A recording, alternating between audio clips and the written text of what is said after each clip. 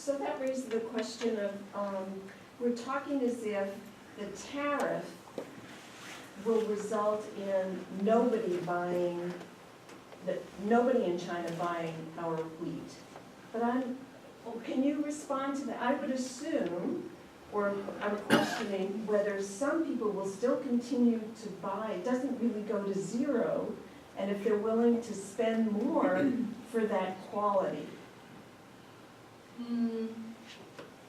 Does that make sense? Yeah, so first of all, the tariff, if it affects the price, so when China buy U.S. wheat, well, the U.S. wheat's price is gonna not that competitive. So, but it doesn't mean like we don't buy U.S. wheat at all. Right. It's not like zero amount. Yeah. Yeah, that's for sure. Yeah. And then, is our wheat such high quality that Yes. it will potentially maintain Right. a So good market? yeah. So remember that we say the price is determined by both demand and supply. Right. So I think you were right. It's like because for the high quality wheat, if the demand side is still very solid, it's like we do like this, love this high quality wheat, and we do want to buy it. And even if I need to pay a little bit more price on that, I still want it. So that's still possible. Yeah, there's another aspect to this. When China put a complete ban on beef from the United States for mad cow disease, I mean, it was complete. All of a sudden, Vietnam became the largest importer of beef from the United States. What were they doing? Those ships were going in and then out of, they never touched the harbor, right? That's what's gonna happen. That wheat that was going to Philippines or some other like that, it's probably, in mid-ocean, it's suddenly gonna be Filipino wheat, right? It's not gonna affect this. This is the overall prices are determined by world supply and demand. And tariffs are, especially for wheat and soybeans in these other countries, it's just gonna dart right around it. It does. It's not gonna make a much difference at all. The only person who's gonna make more of that is some Filipino middleman or Vietnamese middleman, right? It's gonna ship it. That's all that's gonna happen. So the tariffs don't specify where the product was produced, but rather who's selling it. Yes, exactly. Interesting. Exactly. They can't do it, I mean, Yeah. it's like with the stuff with soybeans. What, is that a Brazilian soybean or a US soybean? Well, I don't know. It's a soybean. She's first. Oh, sure. First, thank you for an excellent presentation. A couple of your slides suggested some opportunities, some business opportunities to me. One of them had to do with the relatively small percentage of the GDP related to food processing and just sort of value-added agricultural products. And another had to do with keeping up with climate change and developing drought-tolerant crops or disease-resistant crops. And I'm wondering about the investment by U.S. interests in those endeavors relative to what some of our international competitors are investing in the same sorts of things about food processing, value-added kinds of things, or in the science of drought-resistant or disease-resistant agricultural commodities. So, are you asking like, so U.S. is invested a lot in a certain area to make sure we will have a good enough supply of the certain good? Is that a sort of question you really want to ask? I just wonder if we're putting in a comparable amount into research and development as our international competitors are. So you're saying, is that valuable for now? Are we doing enough, or are the competitors doing more? Well, Let me take that. what you're looking at is this niche that we're looking at is this soft white. You know, is it gonna have a real problem, you know, because these countries are growing, and that premium is growing for that wheat. It is. It's a very good one. What you have to worry about is the other big supplier, that's that Australian where they hit with the drought. Right. You see what you saw with the graph with that. So if you look at that type of thing, are we really doing so much with wheat, or we can do it with the stuff with soft white wheat that we're doing right here? Is that climate change going to hit the Palouse, and we're not able to compete with a real quality product? And that's what you're asking. It's a real rat race, because you can see what, if there's climate change, it's hitting Australia really a lot harder than we're hitting with right now, with that type of situation. So, and the Russians, but they, you know, you gotta watch that, because they're not a soft white market. That would be the competitor if they start doing this type of situation in a soft white. That would, and the other thing, and back up to your question here, is that exchange rates, what they do is they put a penalty on US goods that you can't go around. You know what I mean? You can't dart around this or change the shipping or ask it. It puts a penalty on US goods. When you have a strong dollar, it puts a penalty on that country. You cannot go around it like you can a tariff. It's a double whammy tariff.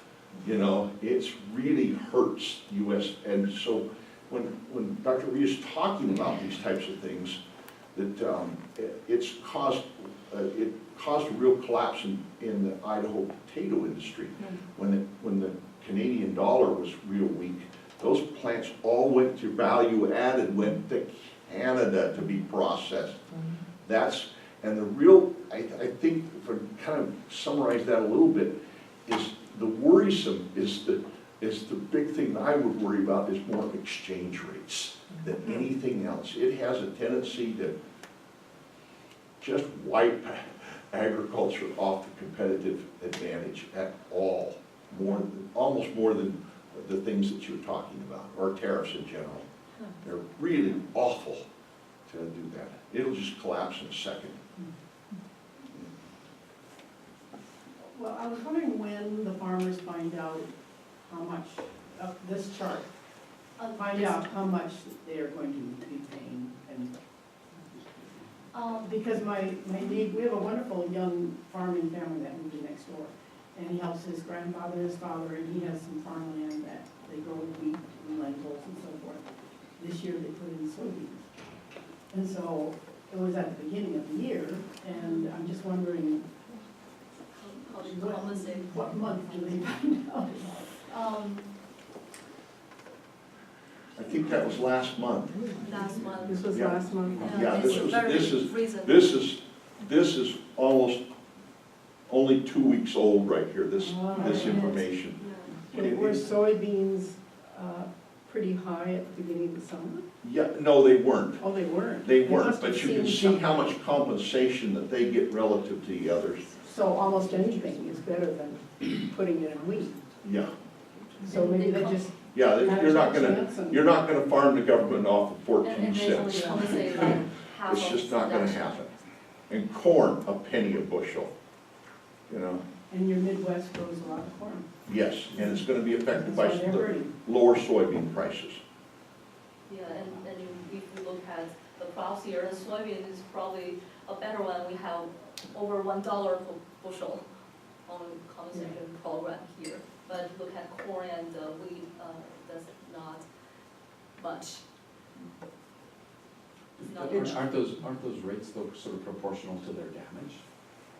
Right, you've kind of demonstrated that wheat's not having or our wheat's not having much damage from tariffs, but soybeans have a much bigger tariff, right? Yeah, I think you're right. I mean, the farmers aren't making decisions on this, but hopefully.